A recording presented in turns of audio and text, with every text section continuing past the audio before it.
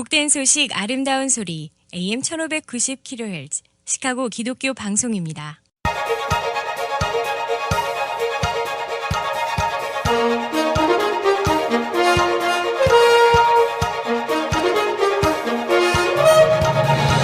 김정일 해설위원의 시사 해설. 세상을 넓게 봅니다. 삶의 지평이 넓어집니다.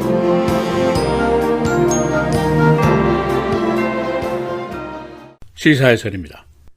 2020년도 선거에서 과연 누가 이길 것인가? 트럼프가 재선에 성공할 것인가? 아니면 민주당이 승리할 것인가? 이런 질문이 이번 주부터 본격적으로 등장하기 시작했습니다. 지난주에 워싱턴 포스트와 ABC 뉴스의 새 여론조사가 나온 시점이 민주당 공화당 양측이 본격적으로 선거전을 시작하는 시점과 같습니다. 내년 11월 선거는 아직 1년 반이나 남아있으니까 그동안의 ups and downs가 계속될 것이고 수많은 변수가 등장할 것이고 또 우여곡절이 있을 것입니다. 그러나 지금 선거 전문가들이 내놓는 의견은 기본적인 데이터에 의거한 전망들입니다. 그래서 지금 여론조사나 분석을 가지고 내년 선거를 예상한다는 것은 사실상 불가능한 것입니다. 그러나 앞으로 전개될 변수의 기본이 어딘가? 이것은 시사해 줄 수 있는 요소들이라고 볼 수가 있습니다. 이 결론부터 말씀드리면 트럼프의 재선은 성공, 실패, 양적 시나리오가 다 나와 있습니다. 그의 지지도라든가 주요 이슈에 대한 인기도라든가 데모그래픽 체인지에 따르면 그의 재선의 실패가 예상이 됩니다. 그러나 선거인단 수의 계산이라든가 그의 강력한 정치적인 베이스에 변하지 않는 지지도 또 선거전의 다이내믹스 등을 따지면은 그가 승리할 가능성이 높다 하는 예상도 나오고 있습니다. 이 선거 승패의 요인은 복합적입니다. 지역이라든가 인종, 교육, 성별, 소득, 나이, 이념 여러 가지 요소가 복합적으로 결정을 합니다.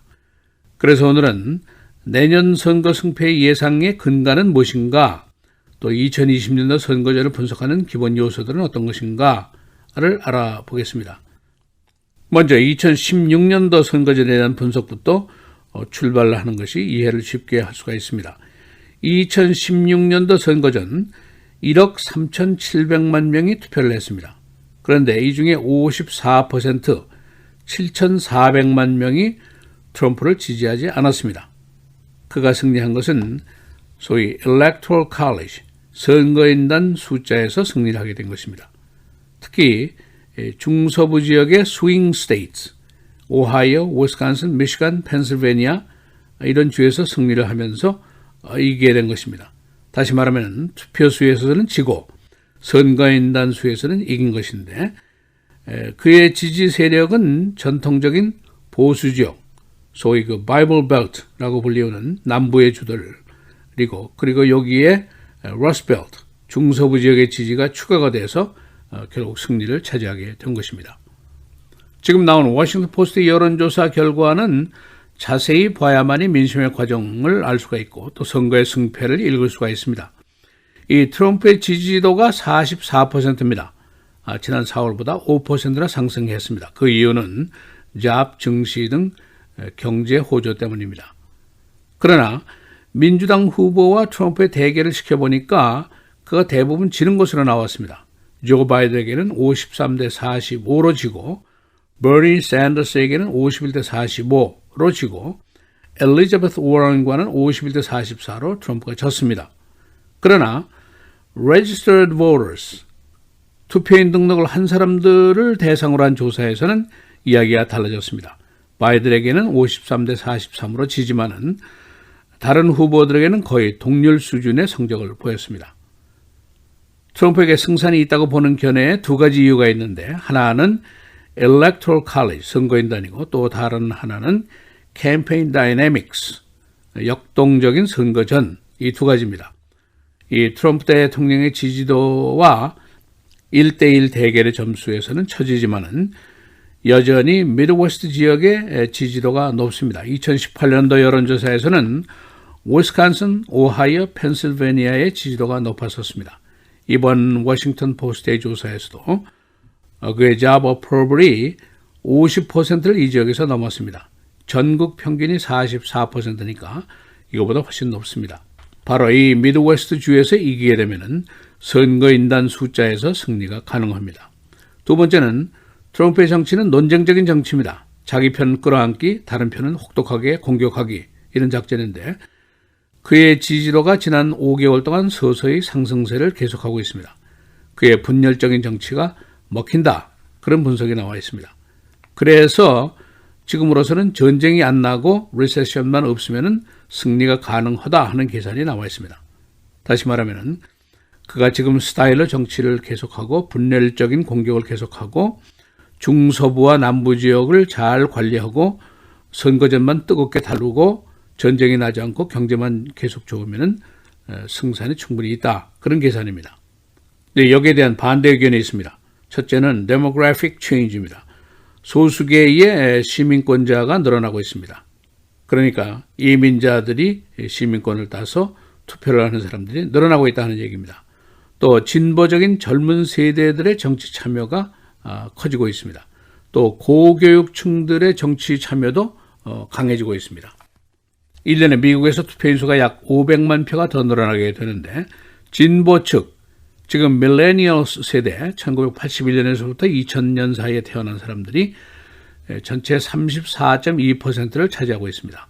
그리고 포스트 밀레니얼 세대, 2000년도 이후에 태어난 세대가 3.4%, 그래서 합하면 37.6%입니다.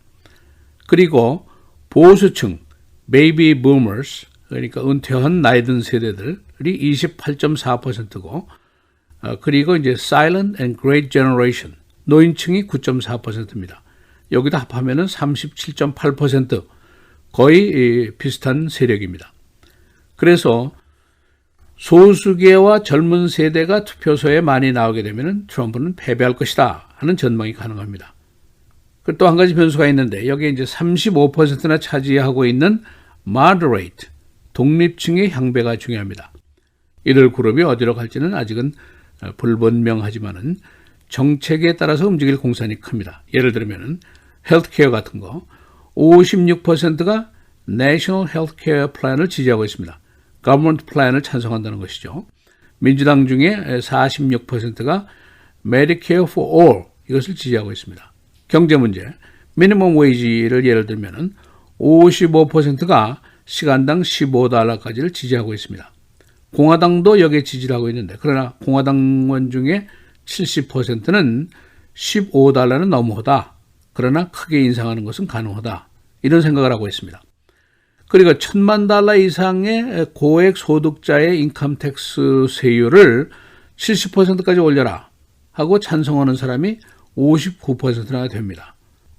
이민 문제, 과반수가 불체자의 영주권 부여를 양성화해라 하는데 찬성을 하고 있고 멕시코 장벽 쌓는 것에는 반대를 하고 있습니다. 그리고 연방정부의 불체자 처리를 혹독하게 하는 거 반대를 하고 있고 망명 신청을 접수해야 한다는 의견도 과반수 이상입니다. 이런 정책에 대한 의견에 따라서 독립층, 마드레이층이 움직일 가능성이 높습니다. 트럼프 대통령의 정책은 지금 오바마 케어 철폐, 고소득자도 감세를 해준다, 불법 이민을 강력하게 처리한다, 버지니아주의 샬럿빌에서 있었던 인종차별주의자의 시위도 어느 정도 편을 들어준다, 그런 겁니다. 그리고 주로 중서부 남부 지역에 있는 백인, 저교육층, 저소득층, 근로층의 의사를 지지하는 정책을 펴왔습니다. 트럼프 대통령이 최근 타임즈와의 인터뷰에서 내 정치적인 기반 베이스는 매우 강력하고 매우 충성스럽다라고 강조를 했습니다. 다시 말하면 다른 의견이라든가 다른 이념을 포용할 생각이 없다 하는 뜻으로 해석을 할 수가 있습니다. 그래서 트럼프가 소위 미움과 공포의 정치를 계속하고 있고 그래서 낸시 펠로시가 탄핵을 시도했다가 트럼프의 정치 기반을 오히려 단결시키면 어떡하느냐 하고 두려워하는 것입니다. 혐오와 공포, hate and fear의 정치에서 가장 중요한 대상이 이민자들입니다. 그런데 이 속에서 우리가 지금 이민자 그리고 소수계로 살고 있습니다. 시사해설 김재일입니다.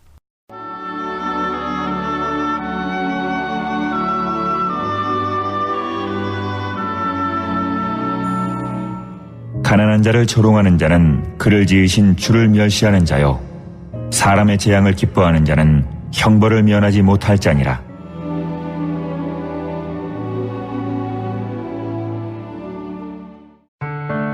미디어를 통한 세계 선교를 꿈꾸는 KCBS. 이제는 라디오가 없어도 KCBS 시카고 기독교 방송을 실시간으로 청취할 수 있습니다. KCBS 시카고 기독교 방송에서는 쉽고 간편한 라디오 청취 서비스를 제공합니다. 스마트폰 애플리케이션 서비스 안내 앱 스토어에서 KCBS를 검색해 시카고 다운타운 그림의 KCBS 아이콘을 무료로 다운받아 설치하시면 스마트폰으로 실시간 KCBS 생방송 청취가 가능합니다. 정규 방송 시간 후에는 CBS 기독교 방송이 실시간 방송됩니다. 또한 시카고 기독교 방송 웹사이트 kcbs1590.org에서 생방송 듣기 메뉴를 통해 KCBS 라디오를 실시간으로 청취할 수 있습니다. 김정일 해설위원의 시사해설 방송도 스마트폰 KCBS 앱을 통해 매일 청취가 가능합니다. KCBS 앱의 왼쪽 상단에 위치한 메뉴에서 JKIM 뉴스를 클릭하시면 다시 듣기 서비스가 가능합니다. 또한 페이스북이나 유튜브에서도 김정일 해설위원의 시사해설 진행 방송 청취가 가능합니다. KCBS 실시간 청취 서비스에 관한 자세한 사항은 시카고 기독교 방송 전화 847-583-영원구원 583-영원구원번으로 문의하시기 바랍니다.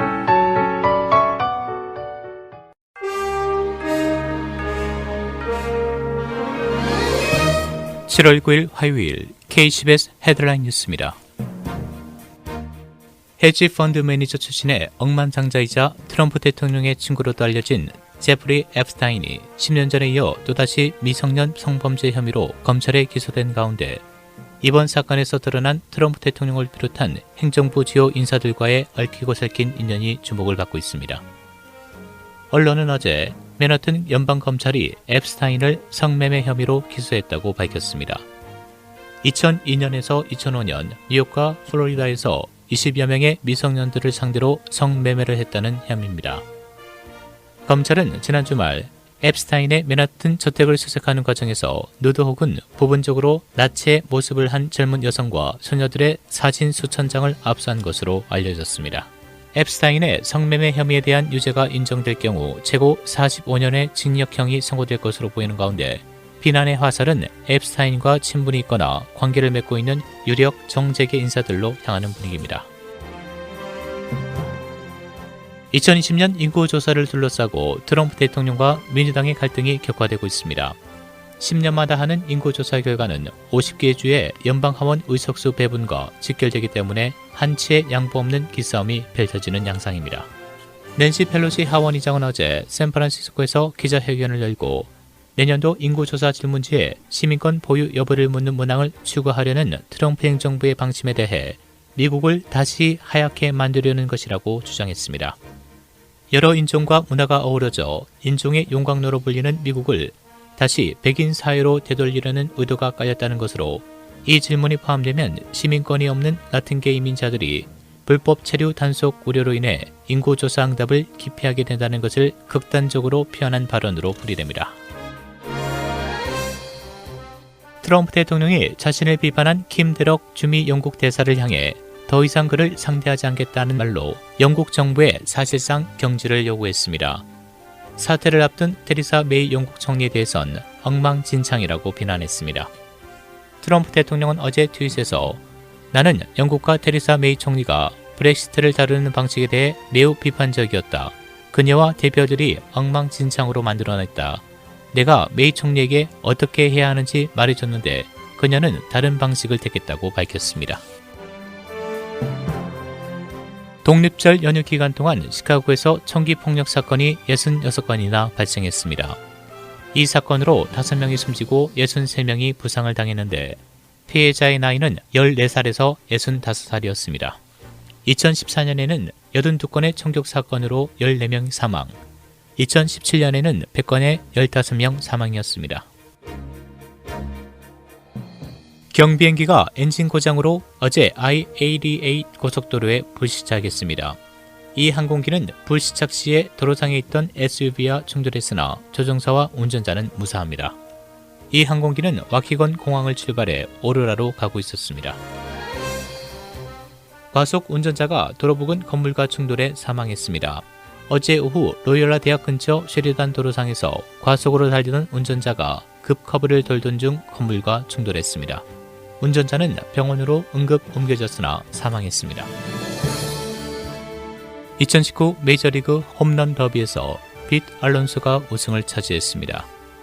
메이저리그를 대표하는 8명의 거포들은 어제 클리브랜드 프로그레시브 필드에서 홈런 더비를 펼쳤습니다. 알론소는 결승전에서 23개의 홈런을 터뜨려 22개의 홈런을 친 블라드미르 게레로 주니어를 제치고 우승을 차지했습니다.